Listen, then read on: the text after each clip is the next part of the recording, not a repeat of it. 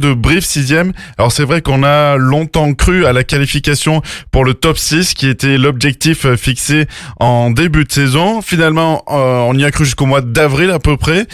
Et puis finalement, on s'est fait un petit peu peur avant de se libérer sur la fin de saison. Dont vous êtes satisfait, Président ? Oui, partiellement. Disons, je suis pas insatisfait, mais je suis pas totalement satisfait parce que on ambitionnait réellement cette 6e place, même si pour certains ça paraît utopique. Mais ça n'est pas pour moi et ça l'était pas, surtout vu l'effectif qu'on avait à notre disposition. Maintenant, il y a les aléas de la compétition, les blessures et les blessures à des postes clés qui vraisemblablement nous ont pénalisés et ne nous ont pas permis de continuer à rêver comme c'était le cas jusqu'à la 23e journée.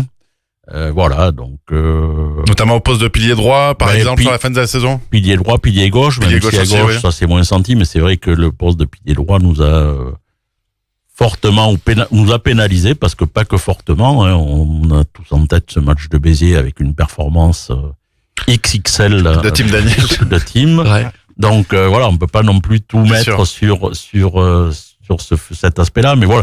Donc un petit peu, oui, saison satisfaisante, parce que pendant 23 journées, je pense que les amateurs de rugby cantaliens et puis le président que je suis étions confiants dans le fait qu'on pouvait aller jouer cette 6e place. Et puis malheureusement, nos performances à l'extérieur ont été en grande partie plus que décevantes, par moments pas loin d'être catastrophiques.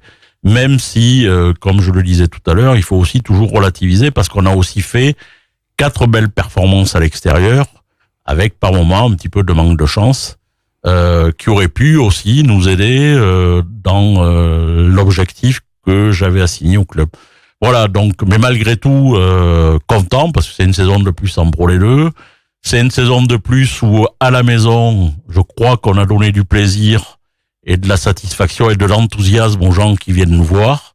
On a perdu 2 matchs. Un, il n'y avait pas de débat. Vannes, qui nous met une vraie brassée, mais qui, en début de saison, marchait sur l'eau, a marché sur l'eau pratiquement pendant 3-4 mois. Après, ça a été un petit peu différent. Et après, le match d'Aix-en-Provence, où on a aussi un petit peu de regret, parce que, mais ça arrive, c'est le charme du ballon ovale. À un moment donné, l'ovale ou l'arbitre peut commettre quelques erreurs qui peuvent avoir leur poids et leur importance. Et je pense que sur ce match-là, c'est pas du tout une mise en cause de l'arbitrage, bien au contraire. C'est ce que je disais hier aux supporters, c'était qu'il fallait avoir le plus grand respect pour ces gens et qu'ils faisaient jamais les choses volontairement. Mais par contre, effectivement, ça leur arrivait, comme à tout homme, de se tromper. Voilà, et par moments, ça a des conséquences.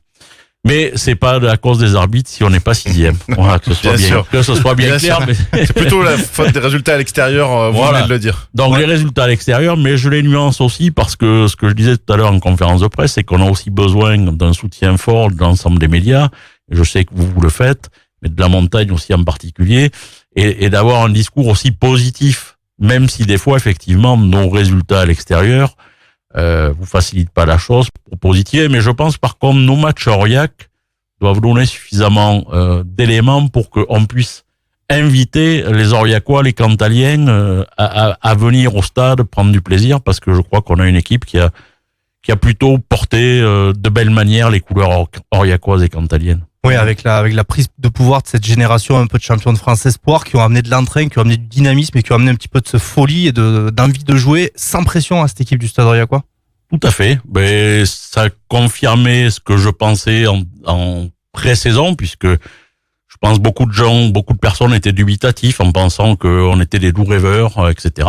Et moi, j'étais confiant dans le fait que notre jeunesse allait relever le gant, et Dieu merci, ils l'ont fait. De quelle manière? Et même pour certains trop vite, puisqu'ils nous quittent déjà. D'ailleurs, on est, ce que je disais tout à l'heure, on est le seul club de Pro D2 à avoir 3 jeunes qui partent en top 14. Donc ça veut dire qu'on avait bien un effectif quelque part qui avait de la qualité. Et au-delà de la qualité, c'est surtout, on l'a souligné, nous, sur cette saison, on a pris du plaisir à assister au match à Jean-Alric. Ça fait longtemps qu'on n'avait pas vu du jeu. Donc ça de Marsan, Béziers, il y a eu des matchs, incroyables. Et c'est pour ça. Et pour le coup, on a été plutôt même véhément après le public, parce qu'on comprenait pas pourquoi le stade était toujours aussi vide, alors que les performances là, pour le coup, autant on peut le reprocher sur les années d'avant, parce qu'on voyait pas trop de jeu ou du jeu d'avance et jamais trop. Mais là, non, là, sincèrement, pas sur la saison qui s'est écoulée, quoi. Donc là, de ce point de vue-là, je vous rejoins. Ouais. Oui, paradoxalement, avec encore plus de jeux avec ces jeunes. On l'a vu notamment mais c'était quand fou. on a été gagné à l'extérieur, cette équipe de jeunes, sans pression, qui relançait tous les ballons de 80 mètres. Et c'est quand même assez appréciable à voir. Et en fait, on a juste envie de se projeter vers la saison prochaine pour revoir ces jeunes avec une année de plus. Je sais pas si tu te rappelles, mais c'était leur discours au moment où ils sont titrés champions de France. Ils le disent, mais en fait, on allait jouer à l'extérieur, on avait peur de rien. Oui, on était menés, mais c'était pas grave. On continuait à jouer et cette insouciance a fait que. Mais maintenant, La preuve, 3 jeunes qui partent en top 14 et puis vous en avez parlé brièvement, je crois, tout à l'heure. Nous, on en a beaucoup parlé cette année. Il y a l'émergence d'Hugo Urman, par exemple, en 3e ligne, dont on a dit beaucoup de bien cette année, à juste titre, parce qu'il a réalisé une saison exceptionnelle. J'en pense le plus grand bien. Sans doute. Mais il doit être courtisé aussi. Il va. Oui, vraisemblablement, il sera tôt ou tard courtisé. C'est ce que je disais, et c'est ce qu'il faut lui souhaiter. Et c'est ce qu'il faut souhaiter. Ça veut dire que plus il sera courtisé, plus il montrera c'est un joueur au-dessus et qui a des vertus extraordinaires. Mais on a des tas de jeunes qui arrivent là, qui étaient handicapés jusqu'à maintenant par le fait qu'ils n'étaient pas encore GIF. Mais l'année prochaine, il y a un certain nombre qui vont acquérir ce titre de GIF. Eh ben, ça tombe bien, on va parler du recrutement. On va faire une première pause dans cette émission et on va parler sur le recrutement. On fera le point sur l'effectif pour la saison prochaine, toujours avec notre invité ce soir, Christian Millette, le président du Stade Aurillacois. À tout de suite.